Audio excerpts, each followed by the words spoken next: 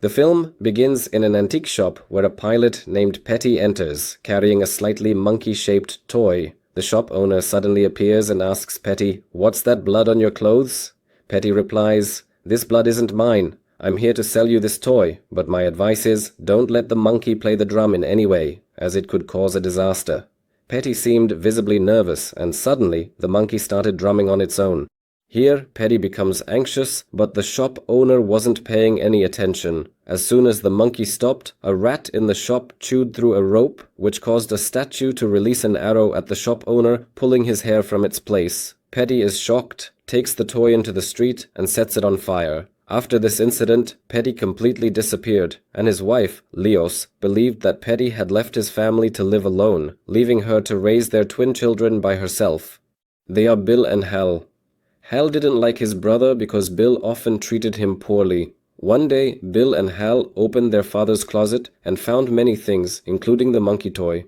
On the box, it was written, to turn the key at the back to make the toy work. Bill wanted to activate the toy, but Hal was worried and told his brother not to turn it on. However, Bill ignored him and turned the key. After that, the monkey raised its hand but didn't hit the drum.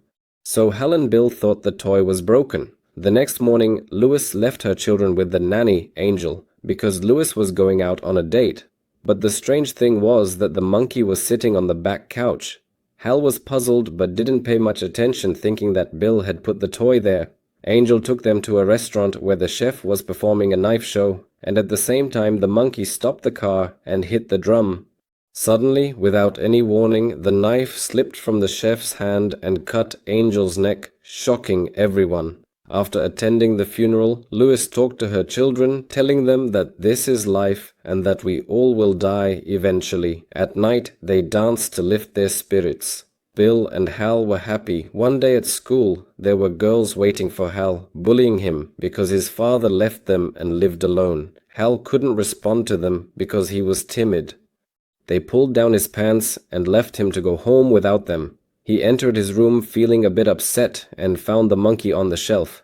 He started to wonder and asked his mom why she put the monkey in his room, but his mom denied it, saying she didn't do it. Hal couldn't sleep at night thinking about the monkey.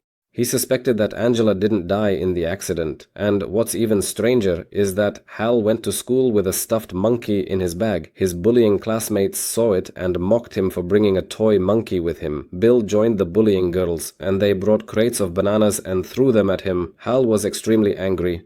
He carefully lays the monkey on his bed and engages in a conversation with it, fervently continuing to curse his brother and wishing desperately for his brother's untimely death. He winds up the toy and it starts playing the drums. Bill then goes to his mother and asks if the food is ready, but she doesn't respond. Suddenly, she turns around with her neck cut and dies. We understand that every time the monkey beats the drum, it chooses someone close to him and kills them. The game doesn't choose based on anyone's preference. It chooses on its own. A funeral is held for Lewis, and the doctors said that Lewis had an aneurysm. Bill was shocked and wished his mother would wake up and come back to life. He refused to accept that she had died. After that, he grabbed a hatchet to destroy the game and was surprised when he cut the monkey's arm and blood came out. However, he didn't stop and completely destroyed the game and got rid of it.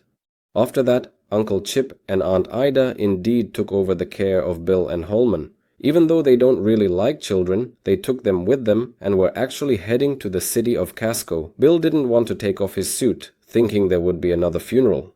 On their first night in the house, Bill looked out the window and imagined Ballard, and when he turned around, he sees the monkey in their room, and Hall tells him, "I'm sure I completely destroyed that monkey. I feel like this monkey has some magic or a demonic spell, and maybe it's the one that killed our mother and the nanny, Angela." But Hall doesn't admit to him that he activated the game key on the day their mother died. Bill somewhat believes him because he's a young and reckless boy. He repeats activating the game key to make sure if it is really the cause of the murders or not, and the result was that their uncle, who resembled Maud, was trampled by 67 horses in the forest while he was sleeping in a camping bag. At this point, the others were convinced that this game is cursed. They decided to throw it into a deep and dark well, and this seemingly perfect solution actually worked, but not forever, because unfortunately, after 25 years, the game mysteriously returned to cause murders again. One night, Aunt Ida suddenly woke up feeling that someone had unexpectedly entered her house. She moved around carefully with a gun, checking the house, and went down to the basement, but found nothing. As she was going back up the stairs broke under her, and she fell into a box of tools. She went to the bathroom to treat herself and then smelled gas. She approached the stove, and suddenly flames burst in front of her face. She kept screaming for help, but no one was in the house except her. She ran out of the house and collided with a sign that hit her head, leading to Aunt Ida's death. Meanwhile, Hal was working as a cashier in a supermarket. He was now alone, living a monotonous life, and his relationships had become strained. Hal was actually happy about this, because he didn't like his brother and he didn't have any friends. He avoided getting close to anyone, out of fear that the monkey would return and harm anyone near him. However, he had a son whom he only saw once a year, named Petey, after his grandfather. Hal had separated from his wife, Rebecca, who decided to marry someone named Ted, a child-rearing expert. Rebecca told Hal that Ted would take over raising their son. So, it's not necessary for you to visit Petey. Initially, Hal objected to this, but Ted told him, "I'm an expert in child-rearing, so don't worry about your son with me." Rebecca told Hal, "Petey will stay with you for a week, so make the most of this week and create beautiful memories together because after that, you won't see him." Meanwhile, all of Ida's belongings and possessions were displayed for anyone who wanted to take them, and among the items was a monkey toy. A person named Ricky liked this toy and decided to take it with him. Meanwhile, Hal took his son and settled him in a hotel. Petey talked to Hal about a project he needed to submit at school and asked him if he had any siblings. Hal lied and said, "No, I'm an only child." After that, Hal had a nightmare.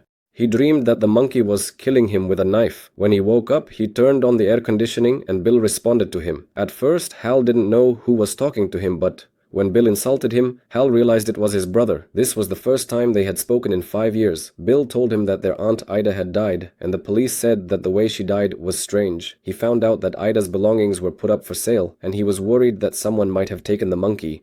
Because as you know, the monkey can move from place to place, so I want you to go and quickly search through Ida's belongings. But Hal refuses and tells him, "I'm spending a week with my son and I don't want to waste it in any way." However, Bill yells at him and orders him to go, telling him to take his son with him as if he's taking him on a trip. Hal wasn't convinced by this and didn't believe that the monkey came back after all these years. At the same time, Hal sees a girl going down to the swimming pool, and Bill tries to convince Hal to go to Ida's house. He tells him that the monkey kills anyone close to us, so try to make sure no one activates its switch so that your son doesn't die. Then he hangs up on him. Seconds later, the air conditioning unit closes the swimming pool and the girl who went down gets electrocuted, causing chaos in the place. And here Hal realized that the monkey had really returned. He grabs the pillow and starts screaming into it, waking up his son and telling him that they need to leave. He explains to him saying, "My aunt died and she was the one who raised me after my mother passed away. I need to go to her house to sort some things out." Hal didn't want his son to come with him, but Betty refused and wanted to go, saying, "I know about the adoption and that I won't see you again after this week ends. So I don't want to waste time and want to stay with you as long as possible. Surely Grandma Louise would have been happy to see us together." After that, Hal remembers his mother and dreams of being young and talking to her, but the dream turns into a nightmare, with his mother's face bleeding and exploding. Hal wakes up in the new hotel and gets worried when he doesn't find his mother next to him, but then his son enters the room. After that, they head to Ida's house and meet a real estate agent named Barbara, who was responsible for selling Ida's house. She tells Hal, "Your brother Bill told me you were coming." Here, Betty is surprised because Hal had told him that he was alone. Barbara and Hal enter the house, and Barbara tells him that several people from the town died in tragic accidents. One died from a lawnmower, another from a snake that came out of a hole, and every day there were 1 or 2 incidents. Hal started to get anxious. He searches the entire house for the monkey, but this door wouldn't open. Hal feels that Barbara is about to scream, but he doesn't manage to explain anything to her. Barbara uses all the keys until the door opens, and this metal bar falls on her, killing her. Her blood drenches Hal and nothing remains of her. Meanwhile, Betty wanders around the house and sees a picture of Hal and Bill when they were young. He finds out they are twins. The police arrive at night to investigate, and the officer orders Hal not to leave the city until the investigation is complete. Then, Hal continues to search for the monkey. Bill calls. Hal tells him what happened and he hasn't found the monkey. He suspects someone might have taken it and people in the city are dying in strange accidents. Bill tells him to go stay in a hotel until he contacts him again, and then hangs up abruptly. Hal starts to suspect that his brother is planning something. He opens the city directory and looks for a number registered under his family's name, but he finds something strange. He discovers that there is someone registered under the name Monkey. So he decides to call that number and finds a voicemail in Bill's voice saying, "I finally found the monkey toy I've been looking for." At this point, Hal begins to understand everything, that Bill took the monkey toy and wound it up, which caused all the recent incidents. We then switch to Bill, who is still wearing the funeral suit, and we learn that when Bill was young, he realized that Hal wound up the toy and killed their mother. So Bill went down to the well to get the toy, but he didn't find it. He only saw its key. He waited all those years to find the toy until, in 2016, Bill found a note that said, "Wind up the toy key." He understood this as a sign that the toy would come to him soon. Everywhere he went, he imagined the toy being there. Bill was determined to find the toy at any cost to take revenge on Hal and kill him. Because he believed that Hal was the reason for their mother's death. He prepared a funeral suit, and one night he went to Ida's house hoping to find the toy, but he didn't find it. At that moment, Ida woke up thinking someone had broken into her house, and what happened to her happened. After that, Bill sent Ricky to get the toy. Bill wound up the key and ordered the monkey to kill Hal, but the one who died was the girl who went into the swimming pool. And when Bill tried again, the ones who died were the townspeople. Bill decided to keep trying as a customer until it was Hal's turn to die, and he didn't care who else died. Meanwhile, Ricky was knocking on Bill's door, saying he wanted to buy the toy from him because it reminded him of his father. Bill insulted him and ordered him to leave. Ricky got angry, went back home, and took out a weapon to kill Bill. As for Hal and Betty, Hal tells his son, "I'm going to call your mother to send you back to her because you're not safe with me." Betty replied, "But then you won't see me again." Hal said, "At least you'll be safe with Ted."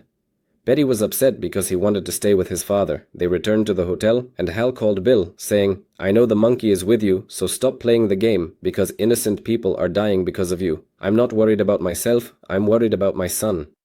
Bill replied, "If you want your son to be okay, bring him over and make him operate the game key, because the one who operates the game key never dies. Force him to operate the key until you die, and then you'll completely stop playing the game." Hal wasn't convinced by the idea, so Bill told him, "You have no other solution. Or else I'll operate the game key myself, and whatever happens, happens. Make your decision and let me know." And he hung up on him. Hal wasn't interested in what he said, and wanted to take Betty back to his mother. Betty asked him, "Are you pretending to care about me?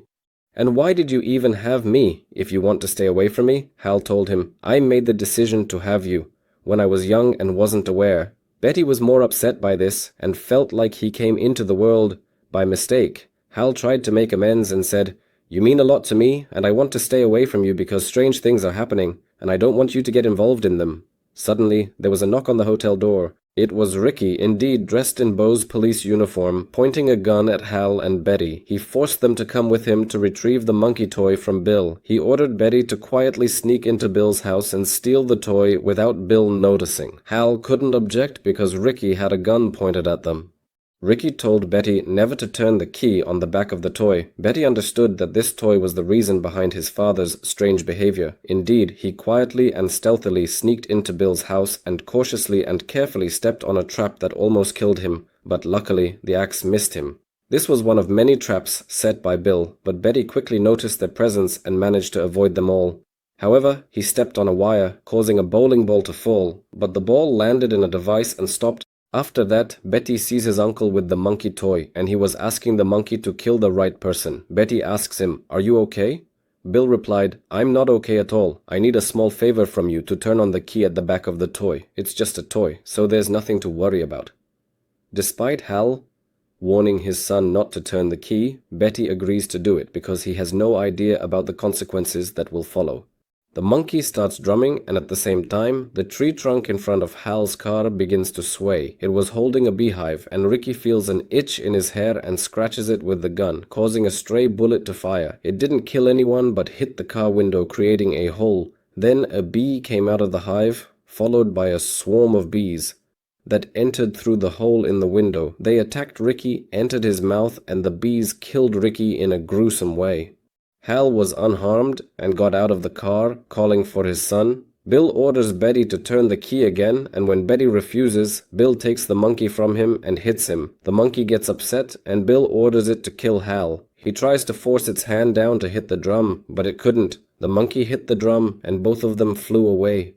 Suddenly, the monkey started hitting the drum rapidly, which meant a large number of people would die. Bill began to hear people from the neighborhood screaming, and when he looked out the window, he saw a plane crashing, houses on fire, and bodies falling into his apartment from the ceiling, including the body of a bride who had committed suicide. Hal entered to confront his brother, and Bill confessed, telling him that he was trying to kill him because of their deaths. Hal also confessed, telling him, "When I was young, I also tried to kill you, but we were children and not aware. As our mother said, this is life, and we will all die. But you caused a massacre in the city." Bill regretted his actions, and Hal extended his hand to him, saying, "Let's be brothers again."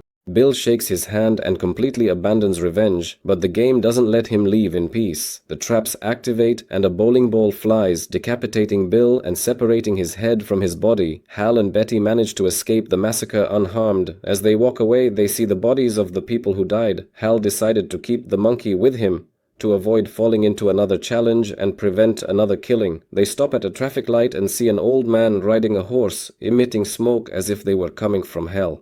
After that, they drive away in the car, and the last thing we see is a school bus where everyone inside died in an accident.